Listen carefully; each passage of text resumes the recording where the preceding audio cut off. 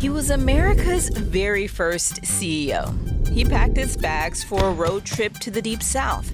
It was a gesture of unity and of leadership.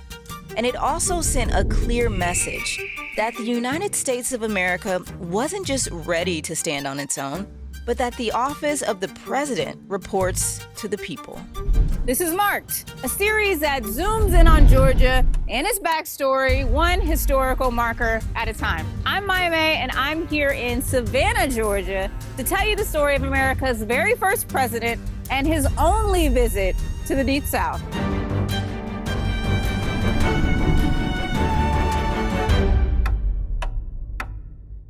When you're in Savannah, you can't go 5 feet without running into something old with a story to tell. In the late 18th century, almost everything was routed through this town. In 1791, it's also the southernmost city of the original 13th colonies. And that's just one of the reasons that in the same year, President George Washington, who spends most of his time up north, decided to head south. If you're in Savannah talking George Washington or anything historical, that means talking to one person, Stan Deaton, senior historian with the Georgia Historical Society. What was the importance of him doing this tour? Why was it important for him to go and meet Americans out in the field, in the wild, on the ground? Well, the American Revolution had been over for about 10 years by that point, and he sort of embodied, for a lot of people, the American nation. He thought it was time for him to get out and come down to the southern states, where, believe it or not, even though he was a Virginian, he had never been south of Virginia. So he decided to come out and see North Carolina, South Carolina, and here in Georgia. South of Virginia, and the further south you go, from Pennsylvania even, there are less and less and less citizens. A lot of people, half of them or more, depending upon where you're living and at what exact date, are enslaved or free blacks, whose opinions don't matter in the grand scheme of early American politics. But George Washington understands that it is important to connect North and South, especially Charleston and Savannah, because those are two cities that are very important to America's export game. And because the South doesn't have a lot in terms of population, it's kind of the wild country. Traveling in the 18th century was probably worse than we even imagine it to be. Sitting on a horse hour after hour after hour, 20, 30 miles a day after day after day, with very few roads, even fewer roads that resemble anything like finished roads. Rain or snow throws everything into confusion. A tour like Washington's requires a great deal of logistical machinations and logistical organizing just to get everyone from point A to point B. During his trip, he was able to stay in what they considered close contact with the Vice President John Adams. President Washington also isn't doing this trip solo. There's a whole group. There's staff, including his secretary and right hand, Major William Jackson, a few horses, a couple of carriages. So wanting to avoid a deep South summer, the trip south from Philadelphia starts around 11 a.m. on March 21st, 1791. He had an entourage of about 10 people. We know how presidents travel today with the security they have and the administrative staff that they have. He really didn't have any of that. He also traveled with one of his dogs, which he enjoyed. Washington is an observer of everything around him, and as you travel by horseback hundreds and hundreds of miles, he sees a society that in some ways certainly resembles the cavalier nature of his home in Virginia. He observes what we come to know as Southern gentility.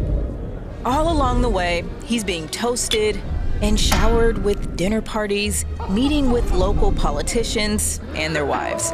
Everyone is getting an up-and-close look at the first president. This is a big deal. And by April, he's winding his way through Virginia, into North Carolina, and down into Charleston. He was really taken aback by how well he was treated by Southern elites but also the more common folk that he encountered on his journey. He has to stay at various locations on the road, sometimes actual inns by the side of the road, and sometimes people's houses. So after getting through Virginia, the tobacco fields of North Carolina, and into the port of Charleston, President Washington and his team arrive here in Savannah on May 12, 1791, almost 2 months after leaving Philadelphia. Savannah hasn't seen a celebration like this since the arrival of the final royal governor in 1760. And so for George Washington, great fanfare, parades, parties, cannon firing their salute to him, announcing his arrival. He would be escorted by the town leaders. And so Georgia's finest, Noble Wimberly Jones, great Patriot leader, rebel during the Revolutionary War, and Joseph Joe Habersham. They brought him into Savannah. So he came down the river, and then he came up the bluff onto, of course, what is now River Street, and then up to Bay Street. And they had all the pomp and circumstance that you would imagine and think that they would do. There were guns and cannons and fireworks and banners. It was a moment never to be forgotten. So he already had this mythic status as a leader. He was, in many ways, a magnificent physical specimen. He was about 6'2". He looked great on horseback. He was a natural horseman. So even though he traveled by carriage, when he got outside town, he always stopped and got on his horse so that he came into town, and he really sort of cut this majestic figure. He looked the part. He had this aura about him. Like any VIP visitor, the president was wined and dined too. And some of that took place right behind me, which was once the site of a place called Brown's Coffee House, a Savannah staple in those days that was later torn down in 1889. The city's elite spent time with him nearly 24/7, it seemed, dancing at feasts. And George Washington has always been known to love dancing with the finer sort. General Nathaniel Greene's wife, Katie, who lived in Georgia after the war, was a favorite of his. He loved dancing with her, and he loved flirting with women, from Abigail Adams all the way down to Eliza Hamilton to Katie Littlefield Greene. He saw the city. He acted as a tourist. He had a big dinner at a city tavern with some of the muckety-mucks that you would expect. Washington loved to mingle, especially with the ladies. Everywhere he went, his journals record that he danced the night away. He drank punch. He met veterans of the Revolution, veterans of his army, like Lachlan McIntosh, who gave him a personal tour of the battlefield. As part of his tour of Savannah, General Lachlan McIntosh wanted to show Washington the ground that the siege of Savannah in October 1779 was fought on, specifically the Spring Hill Redoubt. Washington, as a general, certainly was accustomed to viewing the scene and figuring out, what land is best chosen for a battle. McIntosh and Georgians wanted to know what he thought about the lay of the land in Savannah. He was very diplomatic. George Washington actually wrote in his journal, "To form an opinion of the attack at this distance of time, and the change which has taken place in the appearance of the ground by the cutting away of the woods, is hardly to be done with justice to the subject."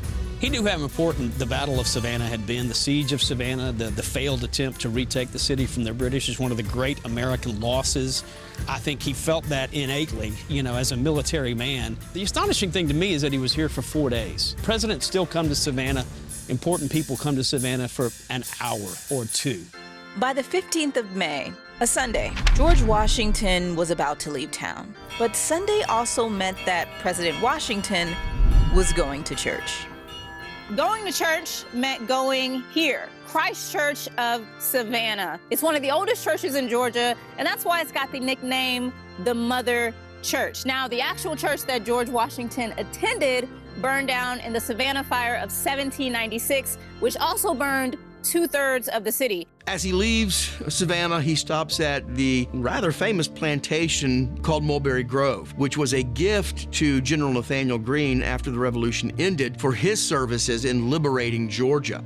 There are a lot of people who feel like if George Washington at any point in the Revolution had gone down, if he had been shot, if he had been killed, Nathaniel Greene probably would have taken over and would have finished the job. Greene dies shortly after the war, we believe, of heat stroke on the plantation. Washington had a long and close relationship with Greene's widow, and so he made sure before he headed back north that he stopped to see her at Mulberry Grove to express pleasantries and condolences, because that was the first time he would see her after his hand-chosen leader's death.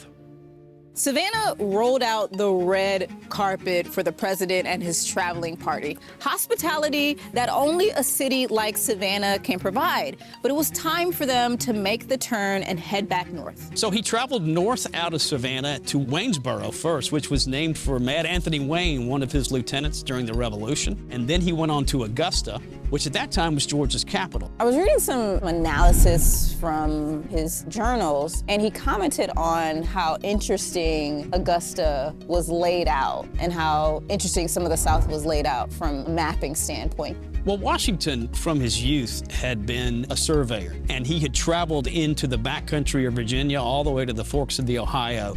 So he was an outdoorsman. He loved being outside, and of course, as a military person, he had studied terrain and topography.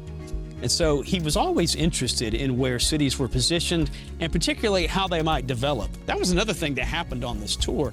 He was actually able to sort of see the country and understand better how it was going to expand in the coming years, which of course it did.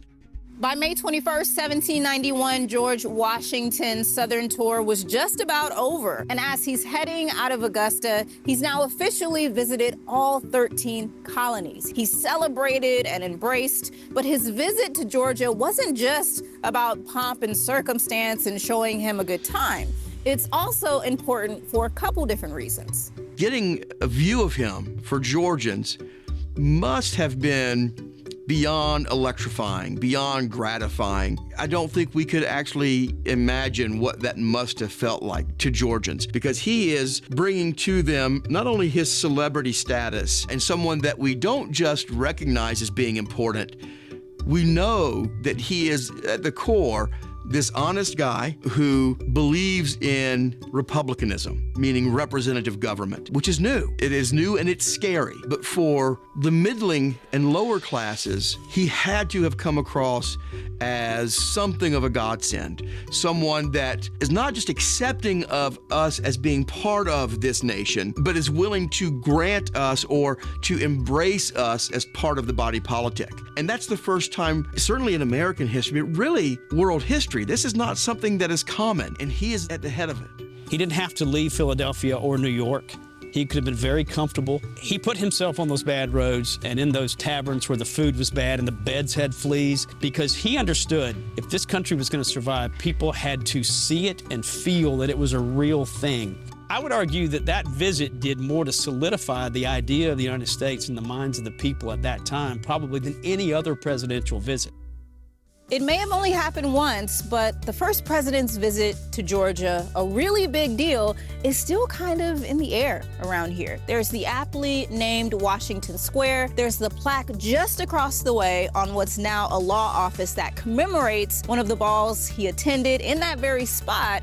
And of course, there's this marker here in Johnson Square that people stop and read every day, because in Savannah, history just kind of hangs out.